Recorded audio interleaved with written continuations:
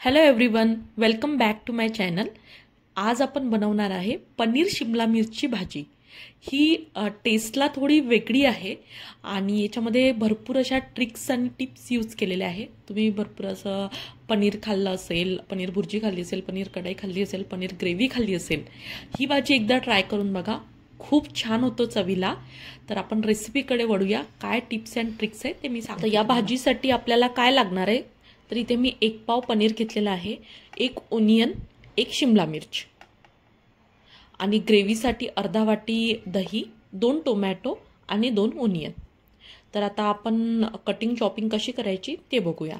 त्याआधी आपण दह्यामध्ये 2 चम्मच धनिया पावडर, 1 चम्मच लाल मिरची पावडर, त्यानंतर 1 चम्मच बेसन, ह्या सगळ्या गोष्टी टाकून छान विक्सनी फेटून घेऊया। यामुळे काय होणार, आपलं दही फाटणार नाही। जे आपण ग्रेव्हीमध्ये ॲड करणार, युजुअली कसं होतं ग्रेव्हीमध्ये दही ॲड केल्यावर फाटतं। तर या सर्व गोष्टीमुळे बेसन, धनिया पावडर, लाल मिर्च पावडर हे सगळ्या गोष्टी या स्टेजलाच टाकल्यामुळे आपलं दही जे आहे ते फाटणार नाही। सो याला आपण छान मिक्स करून घेऊया। या सगळ्या गोष्टी मी ॲड केलेल्या आहे यामध्ये। आता हे छान झालेलं आहे, प्रिपेअर झालेलं आहे। तर आता आपल्याला काही चॉपिंग करून घ्यायची आहे, तर त्याकडे वळूया। काय काय चॉपिंग आपल्याला लागणार आहे आणि कुठल्या फॉर्ममध्ये लागणार आहे। तर आता आपल्याला काही ओनियनचे आणि कॅप्सिकमचे बल्ब्स लागणार आहे, म्हणजे मोठ्या शेपमध्ये। तर आता मी इथे बघा, म्हणजे खालचा आणि वरचा पार्ट शिमला मिरचीचा कट करून घेतला आणि आपल्याला ज्या शेपमध्ये पाहिजे, म्हणजे जसं की त्रिकोणी, चौकोनी, ज्या आकारामध्ये पाहिजे त्या आकारामध्ये तुम्ही याला मोठे मोठ्या पीसेसमध्ये शिमला मिरचीला कट करून घेऊ शकता। आता त्याच प्रकारे असं ट्रायंगलमध्ये किंवा चौकोनी शेपमध्ये तुम्ही इथे कट करून घेऊ शकता। आता ओनियनला पण असं आपण मोठे मोठे बल्ब्स काढून घेऊया। तर ओनियनची पण त्याच प्रकारे आपण कटिंग करून घेऊया। आता इकडे मी 1 ओनियन घेतलेला आहे, शिमला मिर्च आपली कट करून रेडी आहे। आता ओनियनचे मी बल्ब्स काढून घेणार आहे, बघू शकता तुम्ही, मध्ये काप देऊन अशा प्रकारे। आता इथे वेस्टेज आपल्याला काहीच करायचं नाही आहे, म्हणजे असं नाही की फक्त मोठे मोठे बल्ब्स काढले आणि छोट्या गोष्टी ज्या आहेत त्या फेकून दिल्या, नाही, काहीच वेस्ट करायचं नाही। म्हणजे कटिंग किंवा चॉपिंगच या पद्धतीने करायची की एकही गोष्ट आपली वेस्ट जाणार नाही। अशा प्रकारे मी इथे ओनियनचे बल्ब्स काढून घेतले आहे। आता आपले ही तयारी तर झाली आपल्या म्हणजे मेन इन्ग्रेडियंटची। तर आता आपल्याला ग्रेव्हीसाठी कशी चॉपिंग लागणार आहे, काय काय लागणार आहे, आपण त्याकडे वळूया। इथे मी त्याआधी पनीर चॉप करून घेतलं असे क्यूब्समध्ये। तुम्हाला ज्या साईजमध्ये आवडत असेल, छोट्या मोठ्या, त्या साईजमध्ये तुम्ही कट करू शकता। आणि ग्रेव्हीसाठी आपल्याला लसूण आल्याची पेस्ट पण लागणार आहे। सो इथे मी लसूण आणि आलं पण घेतलेलं आहे। तर पनीर झालेलं आहे आपलं कट करून। आता ग्रेव्हीसाठी मी जे 2 टोमॅटो घेतले होते त्याची मिक्सरला असं मोठे मोठे कट करून घेणार आहे आणि मिक्सरला फिरून घेणार आहे।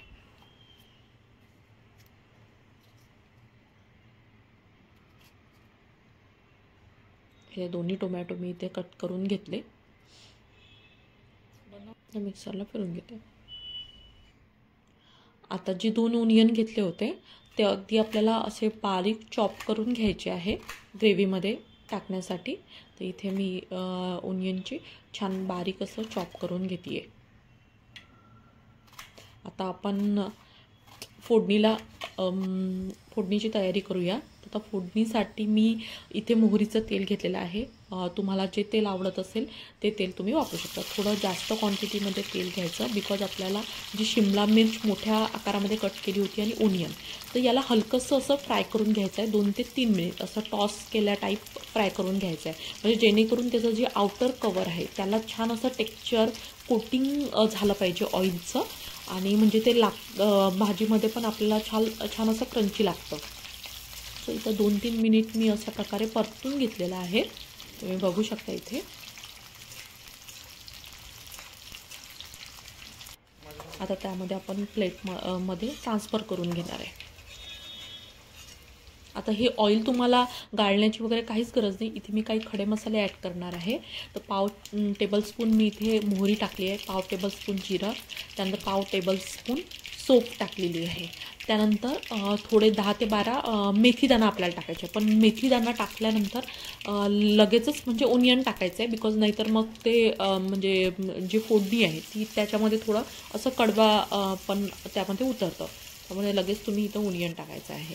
आणि एक टिप अशी आहे इथे की जर तुम्ही मोहरीचं तेल वापरत असेल तर आधी हाय फ्लेमला त्याला गरम करून घ्यायचं आणि नंतरच हे खडे मसाले ॲड करायचे. आता ओनियनला इथे आपल्याला जास्त फ्राय करायचं नाही आहे, मीडियम ब्राउनिश असं फ्राय करून झालं की लगेच आपण याच्यामध्ये 1 चम्मच लाल मिरची पावडर आणि अर्धा टीस्पून हळद. तर हे मसाले, बेसिक मसाले जे आहे टाकून आपल्याला यामध्ये आता टोमॅटोची प्युरी ॲड करायची आहे. आता टोमॅटोची प्युरी आपण इथे ॲड केलेली आहे, तर निश्चितच आता या स्टेजला आपल्याला मीठ ॲड करायचं आहे.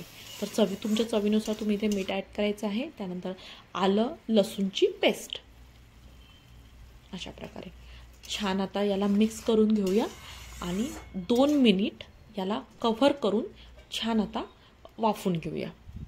आता 2 मिनिटानंतर आपण बघूया, बघा किती छान टेक्स्चर आलेलं आहे, कडेने छान ऑइल सुटत आहे. आता 2 मिनिटानंतर आपली ग्रेव्ही जी आहे ती रेडी आहे. आता या स्टेजला आपण जे दही फेटून ठेवलं होतं, बेसन, लाल मिरची पावडर आणि धनिया पावडर मिक्स करून, तर ते या स्टेजला आपण इथे ॲड करूया. आता यामध्ये आपलं 1 स्पून बेसन पण आहे, तर त्यामुळे ग्रेव्हीची जी कन्सिस्टन्सी आहे ही थिक होईल.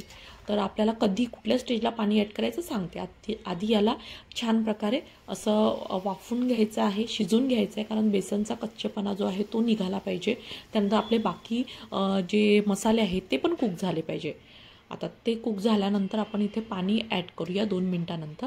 आता तुम्ही इथे ग्रेव्हीची कन्सिस्टन्सी बघू शकता, इथे पातळ आहे ग्रेव्ही, पण नंतर ही थिक होईल. तर या स्टेजला आपण शिमला मिर्च आणि ओनियनचे बल्ब्स ॲड करायचे आणि आपले जे पनीरचे कट करून ठेवलेले होते तुम्ही ते ॲड करायचे. तुम्हाला जर पनीर फ्राय फॉर्ममध्ये आवडत असेल तर तुम्ही थोडं फ्राय करून पण इथे ॲड करू शकता. आता ह्या सगळ्या गोष्टी ॲड केल्यानंतर परत एकदा आपण वाफ काढून घेऊया, कवर करून छान याची म्हणजे उकडून घेऊया, म्हणजे जेणेकरून सगळे जे मसाले आहे ते सगळे कोट होतील. आता 2-4 मिनिटानंतर उकडल्यानंतर मी इथे कस्तुरी मेथी ॲड केली आहे. त्यानंतर गरम मसाला, तर याचा फ्लेवर खूप छान येतो या स्टेजला गरम मसाला आणि कस्तुरी मेथी ॲड केल्यानंतर. आता आपण खूप सगळे म्हणजे जसं की टोमॅटो ॲड केलेला आहे, दही ॲड केलं आहे. आता ती जी टेस्ट आहे ती बॅलन्स करण्यासाठी आता थोडी आपण याच्यामध्ये शुगर ॲड केली. तर आपली ग्रेव्ही आता म्हणजे 5 to 7 मिनिट्स नंतर रेडी आहे. एकदा नक्की करून बघा अशा प्रकारे पनीरची भाजी, अगदी चवीला हॉटेलसारखी लागते.